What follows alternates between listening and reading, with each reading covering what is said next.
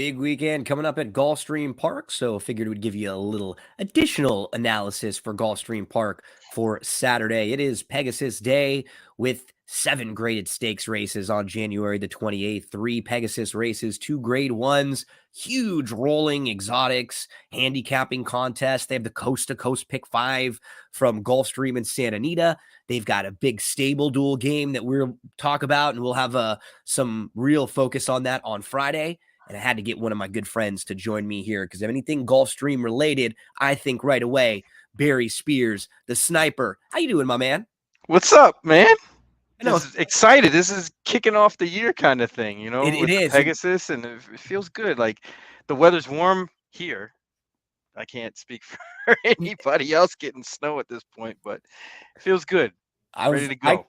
I had a few weeks with some rain and really cold, and I walked outside today, and so it's been kind of cold. I walked outside today expecting the same way. It's like 70 degrees, just like super nice, and like I had to take the just sweater I had on off just because I was like, man, it's a little warm. I'm sweating here. So all The craziest thing, I've been down in Florida since 2009, and usually, December, January, and part of February, I still have the anxiety, like if I go outside, it's going to be cold. It's so weird, and they try to do things in Florida. I don't know if you spend a lot of time here in the winter, but they try to do things to kind of make it sort of winter, like with like trick food. you into They're like, oh, peppermint this and peppermint that, and like it's not winter. That didn't work. It's just not the same. It didn't work. So everyone else out there who's like shivering and hates me and Barry, hopefully you'll like us a little bit more after the end of this conversation because we're going to do our best to try to get you some winners. We'll talk about a few of the big races. Like we said, there's 7 graded stakes races. And Barry, you and me and Matt DeSantis do a show every Friday morning this weekend in Stable Duel. It's the No Chalk Zone. We go through different tracks for Friday and for Saturday. We give out some best bets. Heck, I was thinking about it, man. You've been helping me out now for a while, for a real while. For the last few years, we've been doing streams together. Even before we were doing this weekend in Stable Duel, we were doing the Friday stream sometimes with Caleb. We did a couple with Darren. We've done a lot. You did a lot of stuff. Yeah, we've been doing it for a while, man. Yeah, what's crazy is there's 3 things that really came out of the pandemic, out of 2020. It was my podcast with Chuck Simon. My family, we do like a little, kind of thing on Saturday nights where we just do like the charcuterie board and some wine. Cool. We do a wine and cheese festival, and then my daughter gets a little sparkling apple cider and stuff like that. And then me and you hooking up, linking up this stuff. Yeah, honestly. Those are the 3 best things that happened over the pandemic. Man, and I know I think about it all the time. And when I really think about it is when I go through the handicapping, because I remember all these horses that we've talked about, right? And I look back, I'm like, wow, that was like 2 years ago. Or wow, it's like, dang, that especially was when they win, when they come back and win again. Law Professor is just. We're gonna be sad when he retires. I know we'll be very sad, but that's what's great about social media and just racing in general and anything that you enjoy in general. Find the people that you like talking about them with. Find the people that are like-minded, and you can talk forever. Heck, me and Barry chat with Matt a couple hours every week on Fridays. Some mornings we go 2 hours long, just having fun, kicking back, talking races. So we're going to do our best today to get you a few winners over at Gulfstream Park. This is your neck of the woods. You're going to be heading out there this weekend, right? Yes, I will be there on Saturday, hanging out with my man Sid Fernando and couple others, so we should have a good time.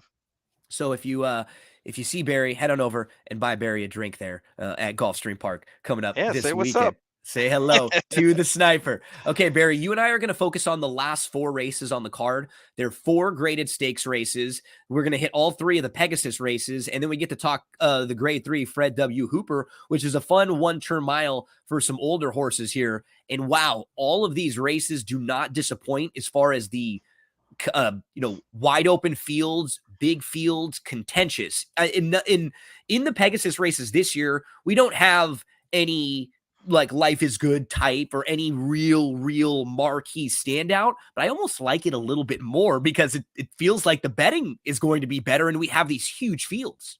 Yeah. back in the day, probably about 5 or 6 years ago, I had a great opportunity to speak and talk to Brett Sumja Mhm.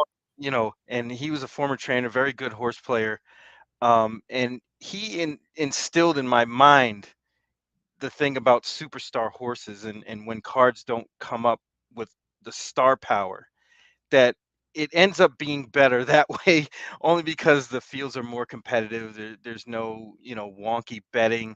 It's kind of straightforward, and it's better to play, or at least for me, better to play a card like this than, let's say, the one last year where it was just, superstar after superstar after superstar, and it was a bunch of chalk. I think Todd Pletcher won like 5 races, and I don't think any of those horses paid over $7. And So, it just does not, it just won't be that way. right. With these last 4 races, they just won't have very many short price horses No. along the way.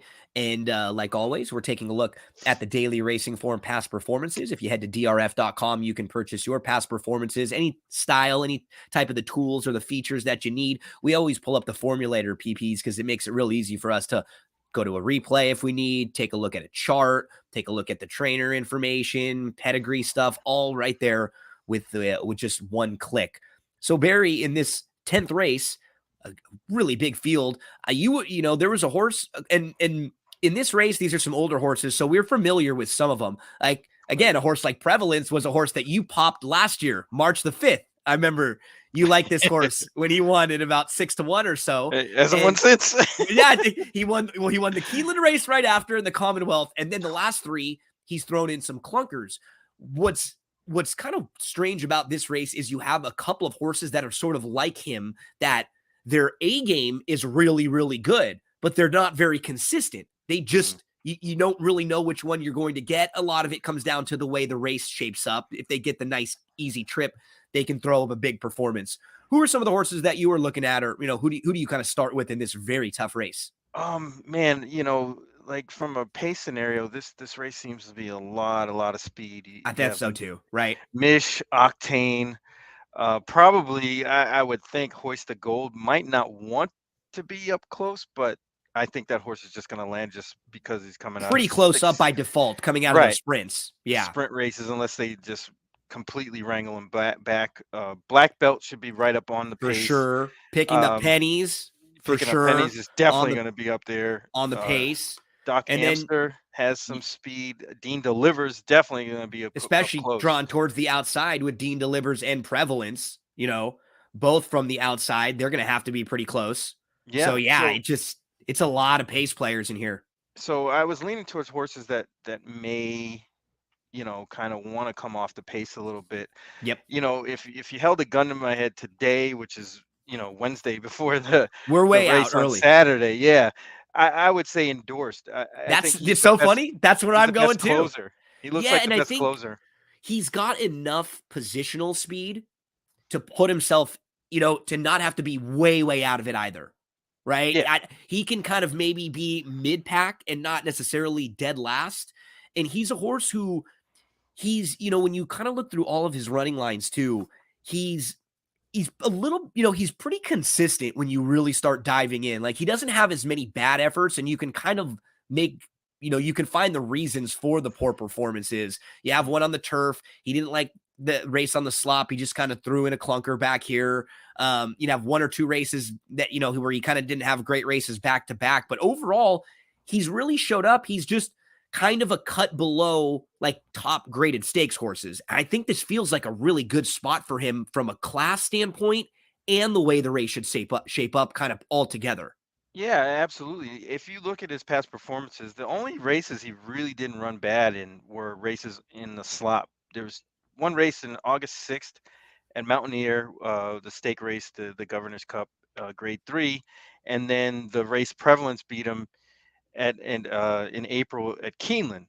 But beyond that, there's one other race at Churchill where it's just really inexplicable Yeah. why And that horse ran that way, and that happens from time to time. and but Um, what we like is that after following that, he's bounced back Bounce fine. back. So Right. you don't have Exactly. to worry or you don't ask the questions really about it because he didn't string together like 3 or 4 other bad races. He's come back after the bad turf race where okay, they took a shot on the turf again, didn't like it, gave him a few months off, comes back in November with a good runner up behind Nakatomi, and then that last race should be like a really nice prep to set him up for this. Yeah, absolutely. Yeah, he looks like he's coming in the right way. But beyond that one, um, 12 Vote Man kind of piqued my attention a little bit. Um, this horse, you know, won a race here last year in the Claiming Crown Jewel that I thought was a pretty good race in general. For somebody that's kind of a lower level horse, and I think this horse is kind of rounding in the form. Came back off a pretty lengthy layoff from August to November, and didn't run any, that well in the slop, which I don't think that horse wants to do anyway. Um, and then came back off of that at Gulfstream at this mile trip and ran pretty damn well This, against who I this think horse might be is the favorite in picking up pennies. this horse is a major player in here. Yeah. And he's another one that we like every race makes sense. When you go through it, you can Hmm. explain them all. You can toss the races in the slop.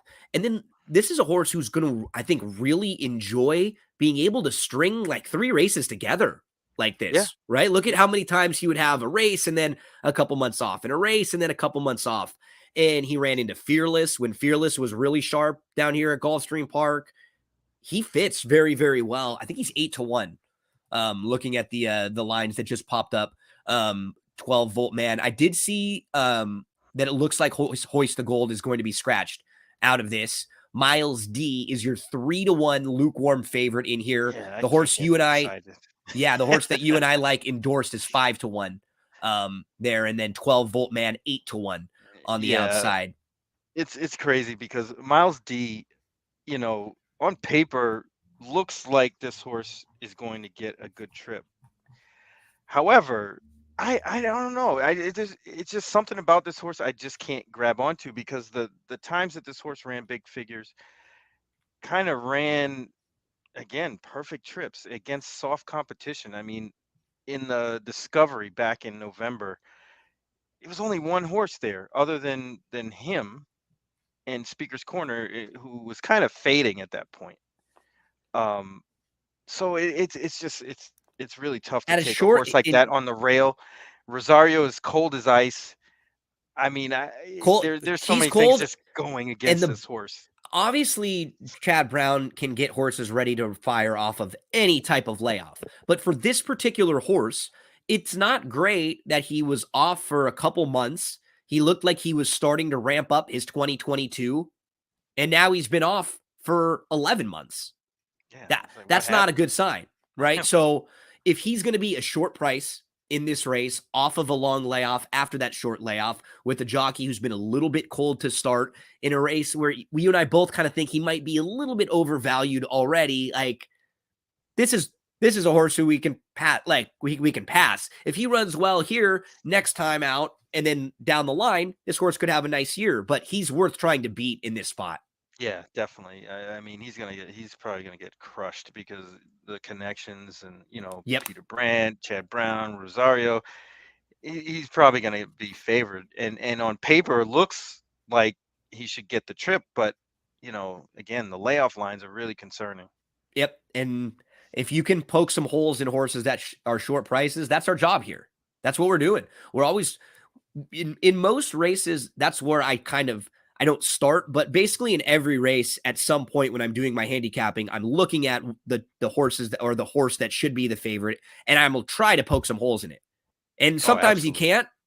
Sometimes, and that's where it's like you pass that race, or that's the race that you key in on, or you just say, "Yep, you know what, that's the horse that wins." But I think sometimes I see and hear too many people when they're going through their handicapping and they're like, "Oh, yep, this is the horse to beat," boom, and move on, and they don't even try to poke a hole in the horse, or like there's no even how could this horse get beat? I think you always have to play that game, right? How could this horse win? How could they lose? What would it look like?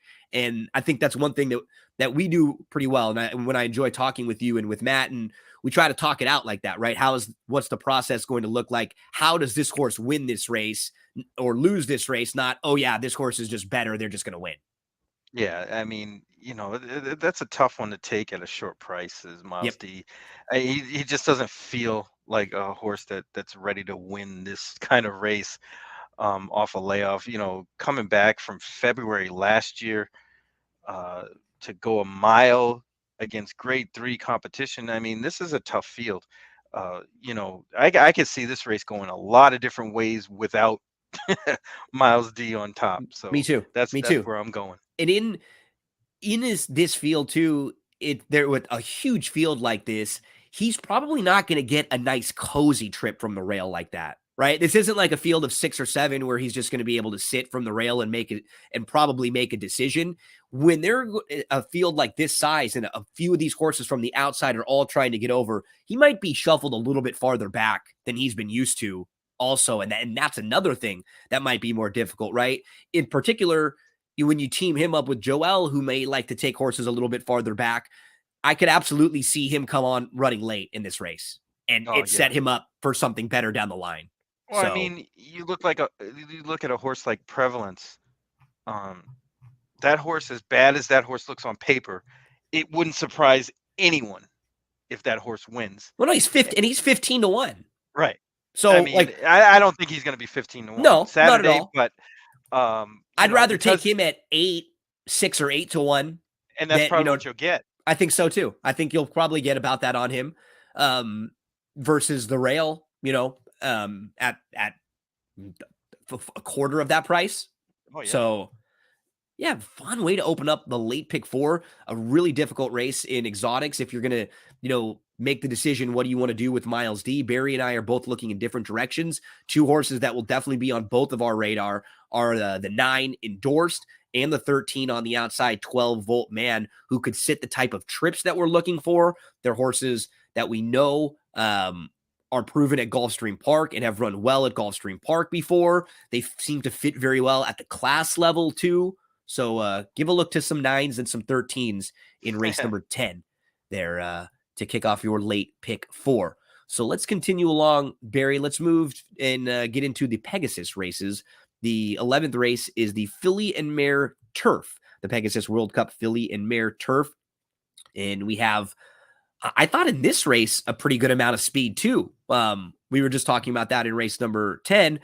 You have Delika, who is going to be forwardly placed. Artie's Princess is coming out of some sprint races and draws the rail. I'd imagine they'll probably want to be close up.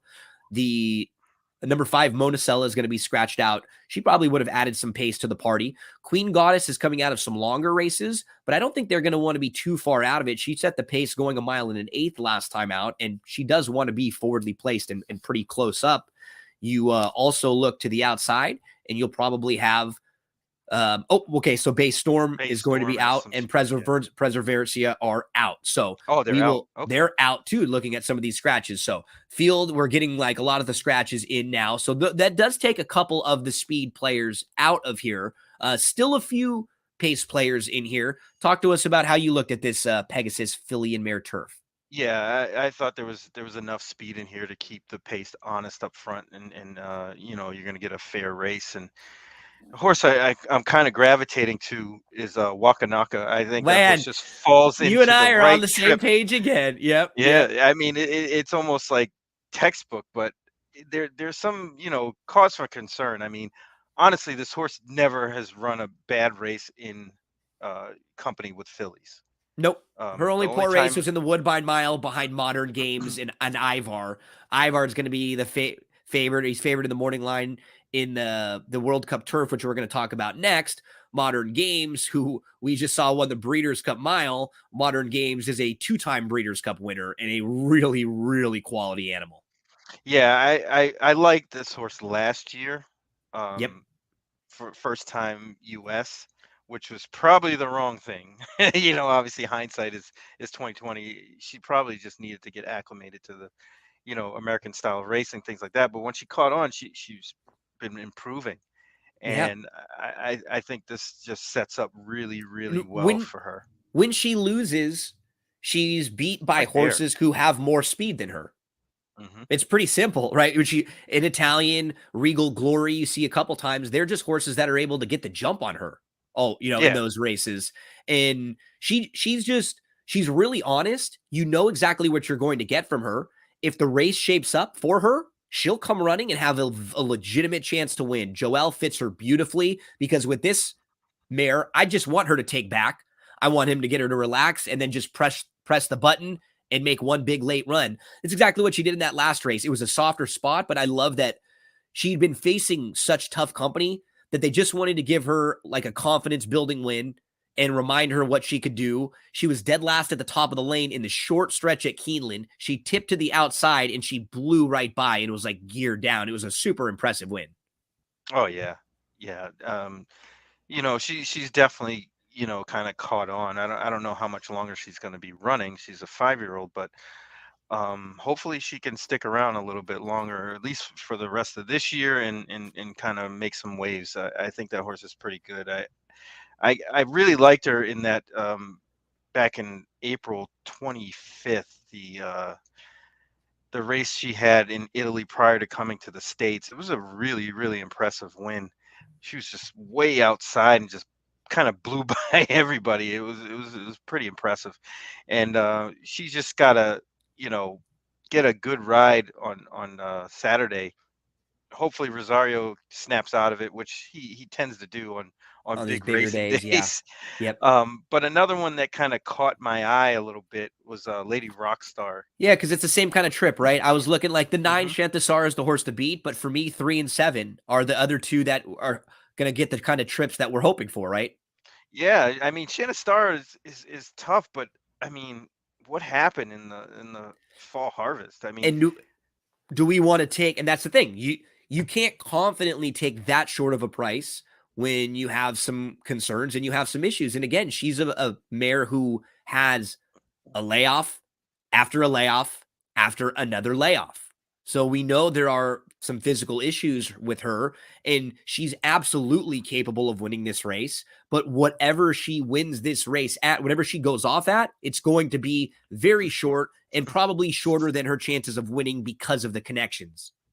absolutely, that always happens, on big days, especially, the connections get crushed. Yeah, because she's Um, 2-1. She was your morning line favorite in this race. Shantis, or she's now down to 9-5, I think, after a couple of scratches. Dalika is 5-2. Wakanaka is a very fair 5-1. Now, I think was bumped down from 6-5. That's very fair for her. You don't want to take probably less than like 4-ish or so on her because of her running style, right? She's always a little bit at the mercy of the way the race shapes up. And if for some reason someone sneaks away, then she's probably in some trouble. But the way this looks on paper, I think her chances to win at those odds and the 7, who you were starting to get to a little bit more, Lady Rockstar, she comes in to the country. She wins her first 2. And then at Monmouth Park last year in July, she was well defeated as your favorite. But following that, she has a 5-month layoff. She comes back off the bench. She finishes second in a race where she probably needs the race a little bit. And she ran a really nice race off the bench. She's had plenty of time now, a few weeks to recover from that one. And it's not like I'm not really worried about a bounce with a mare like this with that type of running style because she just is going to kind of sit back and launch late like we hope to. So mhm. if you're playing pick fours and stuff, I'm definitely going to be throwing her in.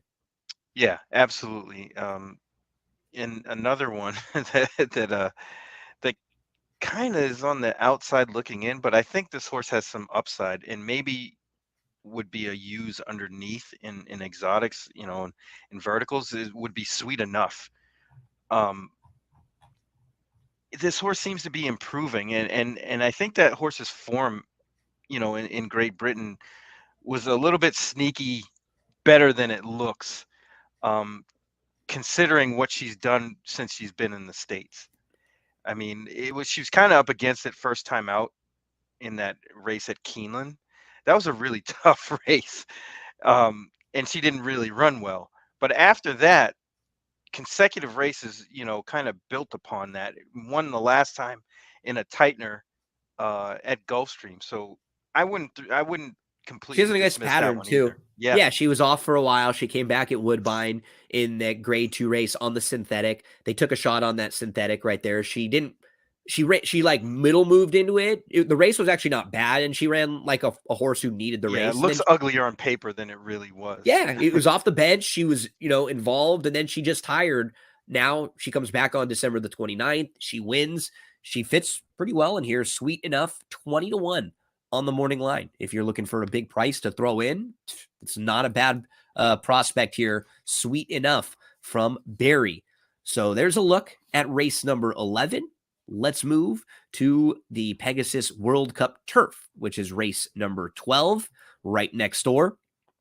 They'll be going a mile and an eighth in here. And I actually thought, kind of on the flip side, the way that we've been talking about the other two races, I No thought the speed. 12th, the race doesn't have very much speed, right? Both the 10th and the Exactly. 11th seem like they have a lot of speed. This one didn't seem like nearly as much. I think because of that, a horse who I'll definitely be including in some of my exotics is a Tone. Um, I think a Tone can get that type of trip in here. If you look, he's actually the type of horse who, when he can get nice, easy leads or sit good trips, he runs well.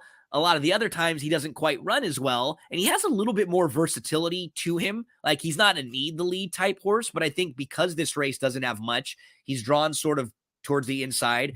I could see him going and being forwardly placed in here, and he's a very nice price on the morning line. He's 12-1. He'll probably get hit a little bit because of Irad, but I think if he's like an 8-1-ish shot in here, I could, I could make a really nice case for him. Who are some of the horses you're looking at in this one, Barry? Actually, Lady Spitespear. Yeah, For she's those a same must use reasons, for me I too. think she's quicker than a I Tone, agree. actually. Yeah, she'll And probably get the lead. A Tone might be able to sit right behind her, but these two are both for sure on my tickets because of what you're saying. She is 6-1 on the morning line. Talk to us more about Spitespear.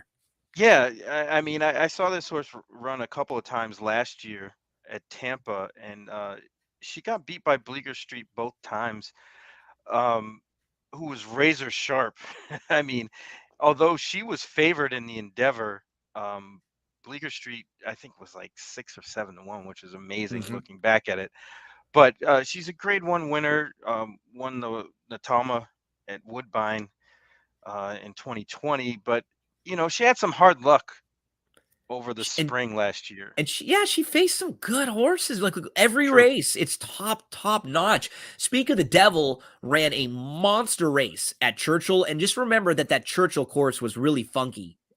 Then some of those horses just didn't take to it. A couple did, and then right after there wasn't turf racing at Churchill for months. And Ever. look at following the Churchill race, she goes up to Woodbine. She wins 3 in a row. Basically, on the lead, sitting different trips. And then as a big long shot in the Breeders' Cup, she runs a bang up race and was involved and was in the race throughout. So it's pretty tough to knock all of like her recent form. I think she's major player in here. Yeah, her Jenny Wiley was a tough race. She just completely blew the break. I'm shocked she finished third. I know it was a 6 horse field, but still, I mean, if you go back and watch that race, it's just We can pull up the start of unbelievable that it. she just completely just blows the break, So and she's it the just, 6. yeah, just complete. It's really bad. The comment says lunged. I don't think that does that any justice at all, And because she just doesn't do anything. oh my gosh, she Yeah, completely hot. I mean, she's just got no shot. right. Like And zero. that was it. That was over. That's it, and that's one of the only that race and the weird Churchill turf course were like the last 2 times she's thrown in a clunker. She faced the best filly and mare turfers in the U.S. in North America, some in the world, a couple that ship in, and she was competitive with those. Yeah, I think this is a really nice spot for her, and I hope Luis gets aggressive. I hope the Yes, that's what 3s, we yeah, want. We want the aggressive Louis. We want him. yeah, We want this horse on the lead. yes, I get mean, whether she aggressive. can finish it is another story, but I think, Louis is a good enough rider and understands strategy, and so does the trainer. And I think they're going to try to pop the gate and get up in front and try to dictate everything. And that's when she's at her best. There's just nobody else besides, I mean, you could see maybe City Man with the outside draw if they try to get aggressive. But they're just nobody's naturally as quick as Lady Spitespear. And after Lady Spitespear, it looks like a Tone is the horse that's kind of sitting. I want those two on my exotics for sure. Could see maybe one more bid getting an okay trip in here. I just not sure if they're quite as good as some of the others. And Ivar's the horse that's installed as the morning line favorite. Ivar never really runs a bad race either. Like, No, he you just know, never wins. It yeah, just, not well, I shouldn't say never wins. He but doesn't in win these when bigger he's races, right? quote The last unquote time supposed to. yeah, the last You time he know, won was that Indy Grand Race, and we just haven't seen him in a big spot, and he's going to be drawn towards the outside. I don't really have many knocks on him overall as a horse. Just his price in this spot is probably just yeah, going to be shorter than what I'd want to take. right. I mean, you see when he wins, he wins. It's just like 14 to 1, 14 to 1. He's favored. He really doesn't do much, or, you know, um, he's a really good horse. I mean, he's made 1.4 million in his career with only 15 starts, but he only has 6 wins, and a lot of them aren't against the best competition. No, So the horse that kind of I I, I want to think has a chance, and it's provided that they don't get too far behind, is Masterpiece. yeah, I've always been a fan of his, and it's just like we're talking about trip wise. If they don't go very fast in this race early, he's probably in trouble. But if they do go a little bit honest, I really like his late turn of foot. Oh yeah, that's the attractor, but it's just all depends on the trip he gets. I think Tyler really rides this turf course really well, and I think he can get a good spot. I mean, you see the horses that were beating this one. I mean, you can go back to 2021 and got beat by United, who was probably behind Bricks and Mortar at the time, best turf horse in the U.S. Yeah. That's not saying much, but still the best competition in the land. This horse didn't embarrass himself, was coming, got in a little trouble that day. And that's really the problem with a horse like Masterpiece is the trouble factor from trying to weave in and out of traffic. And Hopefully, Tyler can get him in a spot where he doesn't get stopped, and then he'll have a great run. and he's a horse that for me it's always comes down to price too. Like in a spot like this at 10-1, he's a good pick for use Hmm. because the value matches his chances to win, and some of those concerns that you have are built into the price, right? Oh Like yeah.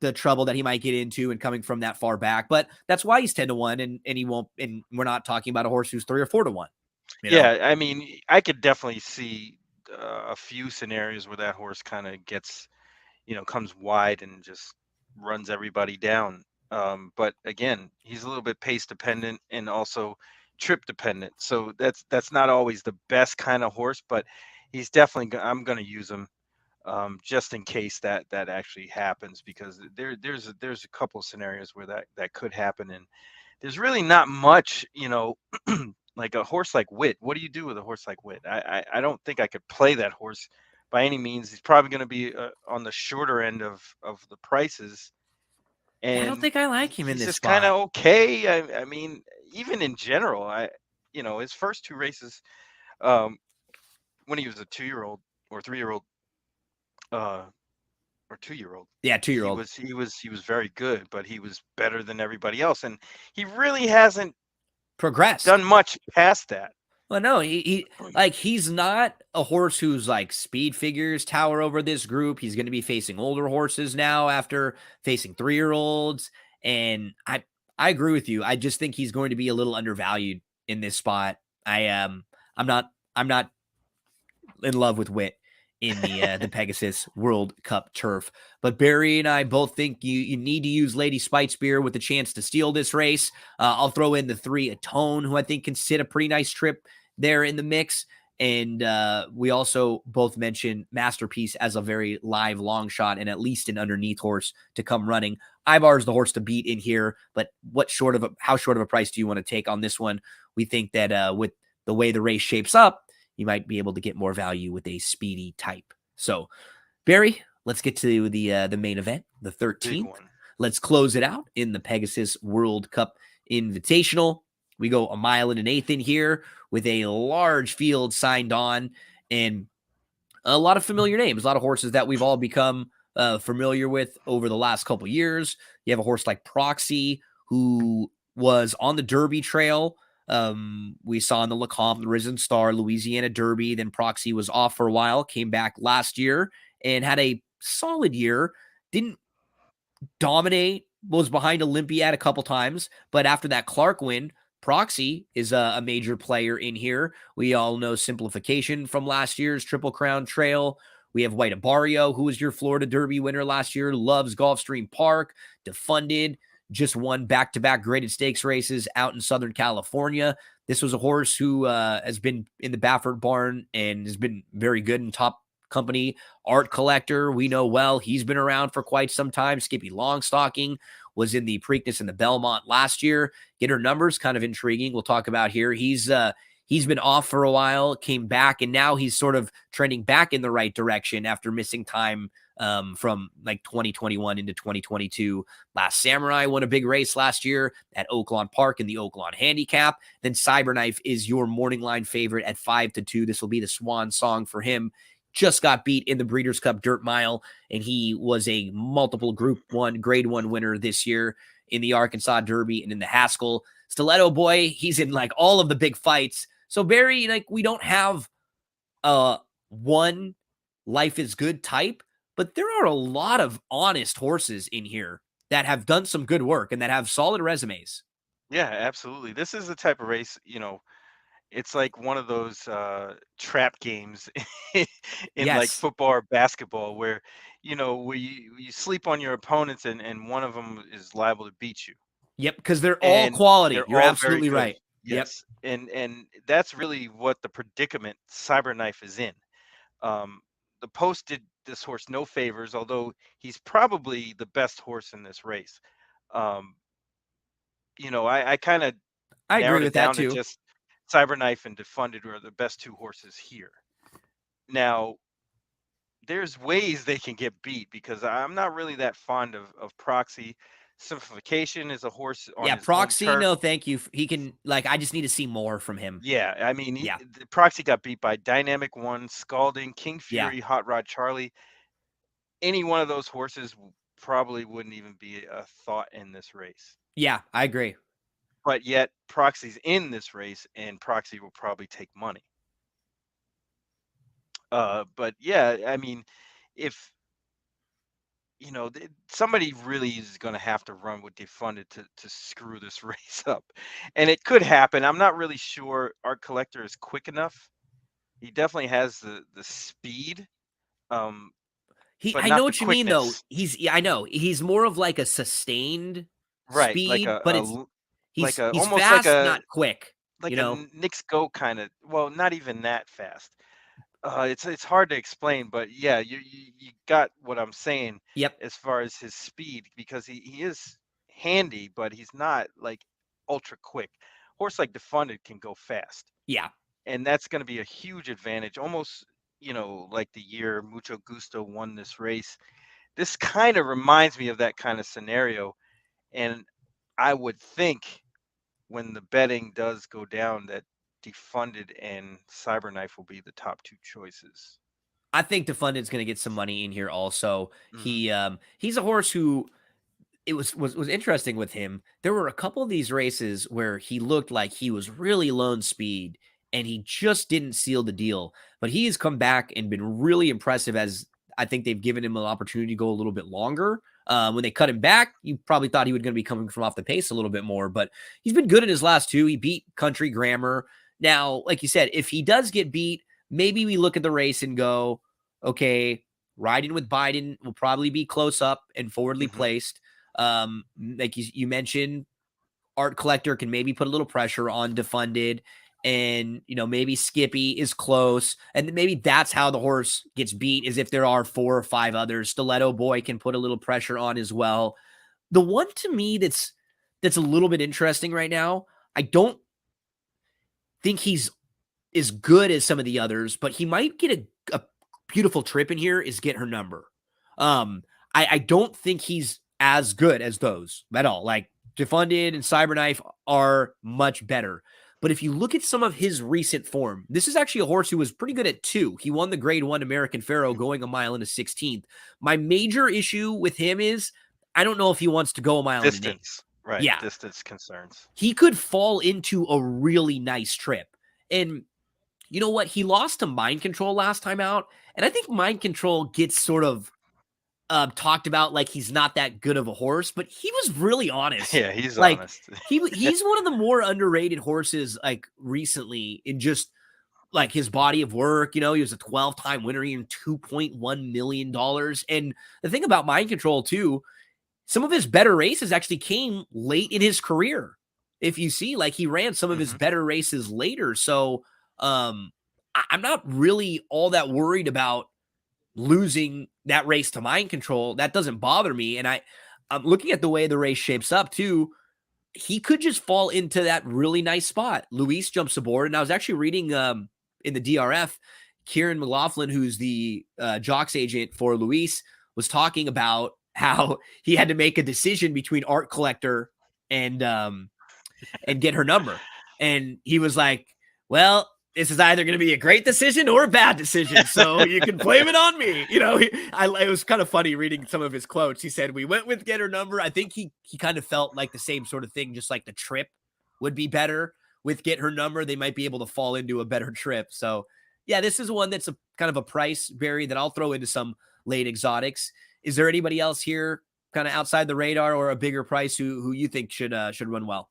Yeah, I kind of want to give Last Samurai a little bit of a shot here Yeah. too. Just off those same kind of trip sort of scenarios that this horse could fall into a great trip. Same thing with Simplification, who I know has had a long, hard campaign. But getting back to his home turf, and I think, you know, it's funny because this horse kind of showed speed early on and was kind of a speed horse, Yeah. and then he learned to rate, Well, and it that's was, all you know they've what? done Remember, it was the since. one race where it sort of Mhm. happened by By accident. accident, yeah, it was the And Holy then they Bull or the started Fountain of Youth in Holy taking him Bull. back off the pace a little bit more. But you're right. He has more speed. I think they if this horse gets forwardly placed and kind of sits behind Defunded and maybe riding with Biden, who I think will go out and Art Collector, this one could sit a good trip. I mean, he's definitely has the chops. It's just he's been so inconsistent and really running against really, really good horses. I mean, you can forgive that August 6th attempt at Mountaineer in the West Virginia Derby, first off a little bit of a layoff, coming off a layoff from May. But his other subsequent races weren't that bad. He finished, was it fourth in the PA Derby behind Taiba, Zandon, and Cyberknife, who at that time were a lot better. Yep. But now the tables are kind of turned a little bit. A lot of those horses aren't even here, and Cyberknife gets a post that's not great. So I can see Simplification kind of turning the tables and getting back to his old form. I mean, his last race, as far as buyers goes, is his best. So that's always an encouraging thing coming into a big race. Cyberknife is your morning line favorite in the Pegasus World Cup on a huge Saturday. I know I'm going to be getting involved in that coast to coast pick 5. I'm going to be playing a big stable duel game. There are all sorts of handicapping contests, and we went through the late pick 4. Hopefully, we helped lead you to a few winners, my man. So you will be heading out there this weekend. So anyone who is listening to this, you won't see Barry with us on Friday morning with me and Matt, but every Friday morning, Barry is with us, 10 o'clock a.m. Eastern time, and we give out some best bets. We do just like what we were doing right here. We talk it out. We give out some horses that we like on Friday and on Saturday. For the next couple months, it's going to be a lot of Gulfstream and a lot of Santa Anita. But Barry, tell us a little bit about Big Mondays also, where we can find you and we can hear more of you. Oh yeah, Big Mondays. It's our podcast, Golden in Circles podcast. You know, we call it Big Mondays as a nod to the old Big East basketball that used to come on ESPN back in the day. Oh yeah, But it actually comes out on Tuesday most of the time. most of the time, like late Monday when you Right. record it. Yeah. Exactly. But yeah, it's a good time. We talk about racing topics. We just don't give out picks. We kind of talk about racing issues, things that you know, how we can kind of promote the sport and move it along and get better from here, because the state of the game isn't at its best right now. And we kind of talk a lot about how we can improve it, things we can get rid of, things we can add, stuff like that. And then we do some picks too, and we talk about the big races, and we have like a weekend recap sort of thing. But yeah, you should definitely check it out. It's every Monday. Then we got the newsletter that comes out periodically. Chuck does some really good writing. So we're trying to ramp things up, and hopefully the new year's good to us. Very lucky to have a good friend like you, my man. Like you said, through the last couple of years, it has been a blast. I've been very lucky for all the hours of time you've given me and helped me out. I learned from you. Hopefully, I'm able to Oh, impart some of my absolutely. silliness on you as well, back and forth, like good friends always do. And yeah, when I don't talk to you in a week, it feels weird. Like when Yeah. there's one of those weeks where we don't talk, it's like, man, it feels like it's been way too long. So I It's Joey always Cleveland. If I don't hear Joey Cleveland's song, it's like something's up. Well, we something's won't up. hear Joey singing, but we did hear Joey rock out Playing. the call to post right here to open this up, and we'll put Joey on one more time to close it out. So we're gonna follow Barry. Give us your Twitter handle one more time for everyone so they can give you a follow.